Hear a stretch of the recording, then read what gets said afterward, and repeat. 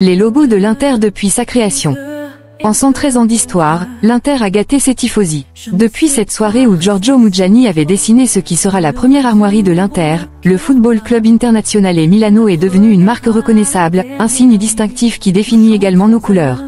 À travers des victoires, des défaites, des personnalités légendaires et charismatiques, du passé et du présent, l'histoire de l'Inter est indélébile et en constante évolution.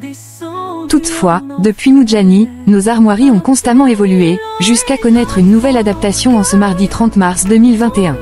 Pour le plaisir des yeux, voici l'histoire des armoiries de l'Inter. 1908 à 1928. L'histoire est connue, le 9 mars 1908, au restaurant L'Orologie Piazza Duomo 22, Milano. On retrouve les 44 membres fondateurs, dont Giorgio Muggiani, peintre, dessinateur, artiste, axé sur le futur. C'est lui le père des armoiries du Football Club Internazionale Milano. Les lettres FCIM sont superposées sur un fond doré encerclé des couleurs nerazzurro. Un opéra de style de liberté, inspiré des armoiries à l'anglaise. Une armoirie très moderne pour l'époque qui renfermait les éléments distinctifs de l'univers interiste, son internationalisation, la ville de Milan, l'or des étoiles, le bleu du ciel et le noir de la nuit. Entre 1908 et 1920, l'Inter remporte les 2 premiers titres nationaux de son histoire. 1928 à 1929. Les impositions du régime fasciste contraignent l'Inter à effectuer des modifications sur son nom et son armoirie. Le club s'appellera Ambrosiana. Les armoiries connaissent des adaptations substantielles. Seule la forme arrondie résiste. Les nouvelles armoiries se caractérisent par un face sur fond bleu, accompagné du bouclier du Vicomte et de la Croix-Rouge de Milan. Cette armoire n'existera qu'une seule saison, en 1928 à 1929. 1929 à 1932. Nouvelle révolution en 1929, une nouvelle armoirie, toujours arrondie, se retrouve dominée par les rayures nerazzurro, le tout entouré de doré. Au centre, on retrouve en lettres dorées sur fond noir la nouvelle dénomination du club, Ambrosiana. On retrouve également les lettres AS qui anticipent le changement de la dénomination du club en association sportive. 1933 à 1945. En 1933, les armoiries connaissent une nouvelle évolution. Pour la première fois de son histoire, la forme est devenue carrée. Les rayures de l'Inter restent en toile de fond. Au centre de l'armoirie on retrouve un ballon de football classique à celui qui est utilisé sur les terrains de l'époque. Les écritures se retrouvent sur les contours. Aux mots Association Sportive Ambrosiana, on retrouve la mention Inter. Un rappel aux origines, un signe distinctif qui n'a jamais été oublié dans le cœur des tifosi qui étaient habitués à parler, à supporter et à s'exprimer pour l'Inter. 1945 à 1960. La Deuxième Guerre mondiale est terminée. La dénomination de notre club est à nouveau l'Inter. Dans le même temps, l'Inter totalise 5 Scudetti et compte une Coupe d'Italie.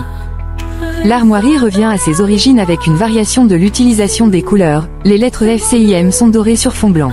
Il s'agit également de la première armoirie à être présente sur les maillots, une exclusivité de la saison 1958 à 1959 où Antonio Valenti Angelillo inscrira 33 buts. 1960 à 1963.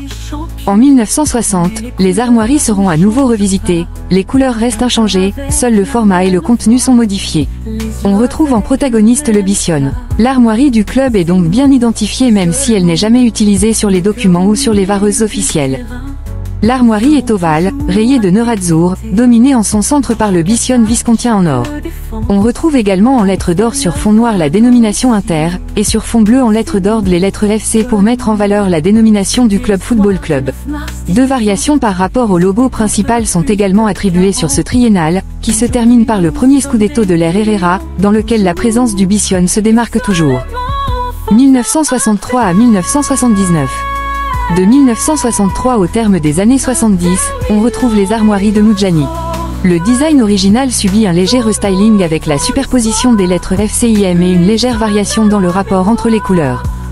Il y a une meilleure présence de l'or qui embrasse également les contours extérieurs des 2 cercles nerazzurro et qui complète aussi les espaces vidés. Le blanc n'étant utilisé que pour les lettres. Il s'agira aussi des années de la Grande Inter où les nerazzurri se retrouveront sur le toit de l'Europe et du monde. L'armoirie et les couleurs de l'Inter deviennent universelles et connues à travers le globe. 1979 à 1988. Disparu dans la version précédente, l'année 1979-1980 voit le retour du Bision s'imposer d'une façon dominante dans les armoiries. Il s'agit d'une réelle et propre révolution. Le nouveau logo représente un bouclier traversé de 2 diagonales nerazzurro. En son centre, on retrouve un Bision totalement différent du classique viscontien, il se veut moderne. Aux côtés du Bicionne, on retrouve une étoile qui symbolise la conquête d'au moins 10 titres nationaux. À partir de cette saison 1979-1980, on retrouvera de façon continue les armoiries du club. Celles-ci se retrouvant de temps à autre sur la Manche. 1988 à 1989. Lors de la saison 1988 à 1989, l'Armoirie subit une légère variation lors d'une saison qui devient historique et légendaire avec la conquête du Scudetto des records. On retrouve au cœur de cette armoirie un Bicionne dont l'expression se veut plus agressive. En son sommet, on retrouve l'écriture Inter.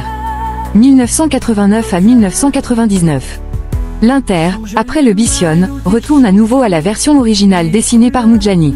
Durant 10 ans, on retrouvera les classiques lettres FCIM en blanc sur fond doré. On retrouve au sommet de son logo, dans une dimension plus importante, l'étoile.